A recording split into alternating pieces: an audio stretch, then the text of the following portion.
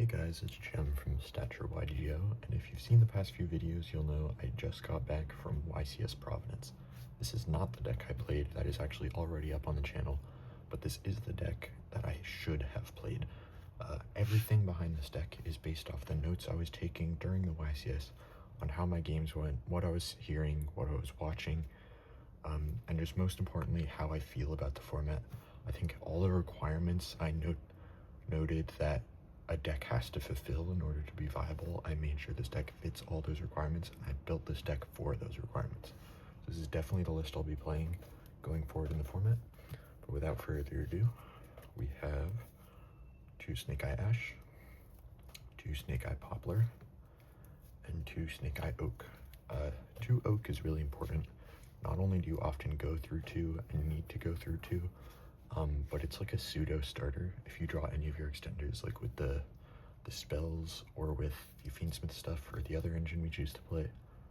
Oak just gets you into Ash, which full combos by itself.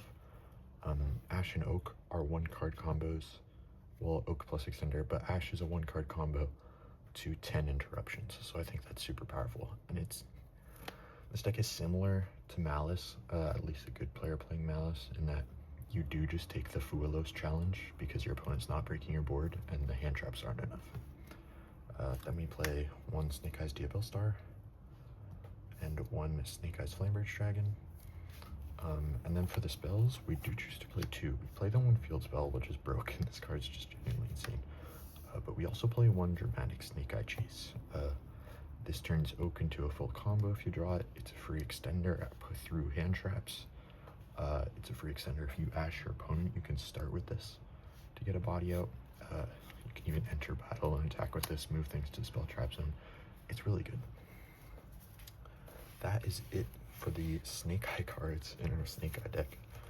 But we do have a few more engines to get into. Starting off with the Fiendsmith engine, we play 3 Engraver, 1 Lacrima, 1 Sanct, and that's it. In every Fiendsmith deck I've ever played, I've done 3 Engraver, 1 Lacrima, 1 Tract, because I only have 1, 1 Lurry, 1 Paradise. That's 2 bricks and 3 cards that lose to draw. That's honestly really bad. So what I did and what I noted is testing 1 copy of Sanct alongside the Tract, Lurry, and Paradise, and that felt really, really strong because you just search this when you're worried about draw. But what I noticed doing all that is that Tract, Lurry, and Paradise were very dead. You were never searching them. Your Lacrima isn't even used on Requiem, it's used on Agnum Day. Every time you did search Tract, you were putting yourself in a horrible position because if they have draw, you just straight up lose. So I decided to replace it with Sanct and cut Paradise entirely to reduce bricks. And it's felt honestly amazing. This deck is so good with just these 5 cards.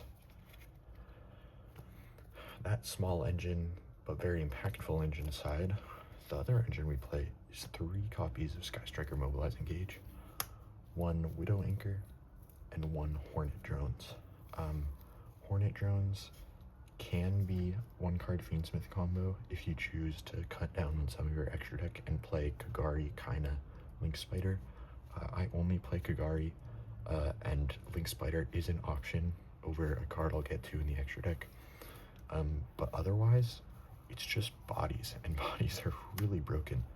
But more than that, going second, this is insane. It represents so much value, especially when you're drawing your other power spells, because we do play 5 more. You're just getting to draw cards, you're getting to steal cards, which is crazy, because you can make Moon. You can go Engage into Drones, summon Kagari. Kagari, add back Engage. Activate Engage, add Anchor, Anchor steal something, assuming you have another spell engrave, and then link 2 into Moon. And that's a body gone from your opponent's board, and Moon of the Closed Sky on yours. And that's just insanely powerful, this format. On to the rest of the power spells. We play 1 Bonfire. This is a proxy, unfortunately. I forgot to pick this up. 1 Thrust, because we're playing Engage and other power spells. 1 Talent, 1 Crossout, and 1 Called by the Grave. These are the other 5 power spells we choose to play. Both are, well, I guess with the exception of Thrust, they're all amazing going first. and very strong going second as well, especially Thrust going second is just unstoppable. Next, we play one Azuroon. I mentioned cutting Paradise for bricks, and then I show you a brick. This card is way better than Paradise. If you draw it, it's literally just a Solemn Strike for a summon. It's super, super solid. It's not the worst thing you could draw in a deck, whereas Paradise literally is the worst thing you could draw in a deck. But it gives you such flexibility on half boarding and full boarding even, that this card is just a must play in my opinion. I think this is super strong. It's also nothing to scoff at. This Scylla Hat Rabbit back row pop, it does come up a lot. Next, for the standard non-engine, we play 3 Ash, 3 Fua. This is a must main this format, unfortunately.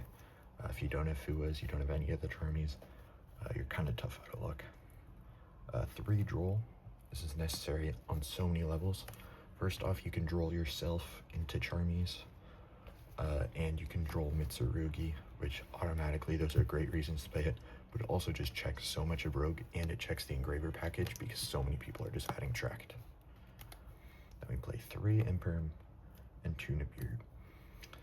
The reasoning behind these power spells and these nibs, the reason I originally put them in the deck, and they stayed for many other reasons, is that when your opponent's playing Malice and they take the Fualos challenge, they do that because they know you're going to draw into these sort of cards, and it's going to do nothing to them because they don't waver to these measly hand traps. But what they do waver to is when Fua draws you into, say, 2 Winge and 2 power spells. These power spells are crazy, and Nib, Malice can play through Nib pretty easily, but when you're, say, hitting Ash, Imperm, Nib because they're taking the challenge, they can play through Hell Ash triple Imperm really easily. But adding Nib on top is just an extra board breaker essentially. And even if it baits the negate from Allied, it is just taking a body off their board. And that is it for the main deck. Now getting into the extra, we play 1 Requiem, 1 Sequence, 1 Agnum Day, 1 Moon for the necessary Fiendsmith links. Agnum Day super necessary because of the new Snake Eye Fusion monster. It's part of your 1-card Ash combo, it's part of your 1-card Engraver combo, it's part of your Sky Strikers package. It's just super necessary, unfortunately. The extra deck of this deck is super tight, but all the cards I definitely put a lot of thought into, and I think they're definitely the best options you have. Next, we play 1 Necroquip, 1 Desiree, and 1 Caesar. When you're going through Fiendsmith, you're always just choosing between Caesar and Desiree. A lot of times it's Desiree because of how much synergy the Agnum Day has with the rest of the deck, but a lot of times it can just be Caesar, and that can sometimes just be enough to kill Malice on top of your other smaller interruptions. Then you play 1 Kagari for the Sky Striker package. It is a fire which comes up, usually it just comes up when you're using your Diabell Star to summon back. But it can also come up on follow-up turns where you go like Promethean, summon back Kagari, add back a Widowwinker, make Hida, Widowwinker Steel, make Moon, and sometimes it's just that easy to win the game. For the Sky Striker stuff, we play 1 Anima, sorry for the Snake Eye stuff, 1 Anima, 1 Hida, 1 Hat Rabbit, 1 IP, 1 SP, Promethean, and Doom Dragon. Anima is necessary to make 1-card combo that doesn't get absolutely dumpstered on by Fua, because the 1-card combo just starts giving draws once you're immune to hand traps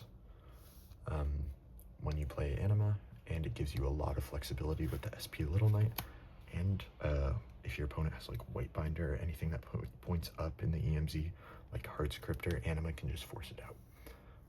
Hida is less so for reviving Ash Blossoms like it would typically be, and more so for being a link you can make with Promethean on board without having to first make Desiree and negate your own Promethean. It gives you a lot of flexibility going first and second, so it's definitely a must play. Hat Rabbit we talked about with the Azuroon. It gives you a lot of flexibility to half board. It gives you something to do with bodies. It gives you something to do with your striker cards. It's just all around ties the deck together really well. It gives you something to pour those last few bodies into to ensure your opponent's not playing the game.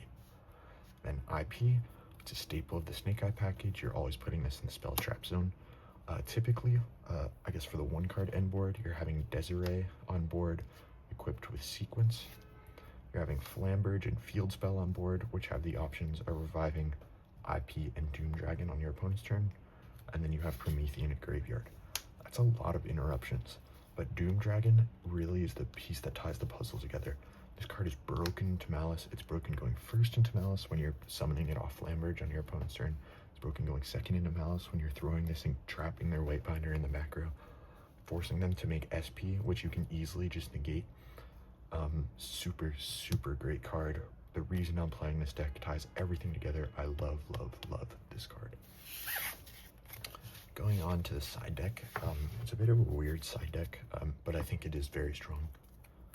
Starting off with the obligatory 3 Lancia. Now the reason I say this is weird, typically when a card is good, you want to play 3 of it, or you want to play 2 of it for flexibility and ensure you're not breaking. Thrust lets us turn any one of Power Spell into a 2 of in the side deck, and that's why we choose to play 1 Dark Ruler, 1 Change of Heart, 1 Subversion, which is mostly because it's searchable, but you can't get it off Thrust, 2 Evenly, because it's a lot better to draw this card than search it off Thrust. And yeah, it's the board breakers. I mean, the other Thrust target we have is the Different Dimension Ground into Rogue and Mitsurugi Raziel. And then 3 Solemn Warning. This is a change I made. I was always playing Judgment. I guess I sort of missed out on the Solemn Warning train that everyone seemed to be getting on. This card is way better than Judgment and Strike. This card's crazy. You can Warning Malice effects. You're not paying 4K, so you're not dying to Heart's Crypt or attack over Silhouette. This is definitely the best of the Solemns. Honestly, the best trap you can play in a side deck. Now for the weird stuff, 1 Chaos Hunter, 1 Aerial Leader, and Bow. Again, these 2 are proxies. The thought behind this is during your combo, you go Sequence, summon Aerial Eater, dump Chaos Hunter, you make Caesar instead of Desiree, using Aerial Eater as one of the bodies. Then while you're link climbing, you make a Bow instead of like Hat Rabbit, or sometimes you have to sacrifice Promethean to do it, but into Malice, it's fine. Then you can go a Bow Q, banish itself by discarding a card, revive Chaos Hunter. This comes back in the end phase. Then you have a pop, and your opponent can't banish. So anything that threatens the Chaos Hunter, you can just pop with a Bow, and you have all your backup spell and traps, or I guess monsters in the spell and trap zone, to really stop your Malice opponent from being able to clear this Chaos Hunter. That's it for the deck. Hopefully you can see all the engines I have laid out in front of me. They're all super, super intentional, super well thought out based on my experiences at the YCS. And with my testing online, this deck just feels unstoppable. There's no amount of interruptions this deck can't play through going first, and there's no amount of interruptions a deck in 2025 can put up that stops just this combination of cards even by itself. Like the Snake Eye is just a finisher at that point. When you're drawing some amount of these cards, your opponent's board just gets vaporized, and then you kill them with the 1 card Ash combo. I love this deck. This is probably the new hyperfixation of the channel. The Fiendsmith Odeon days are over. But thank you so much for watching. I love this deck. Love you guys. Peace.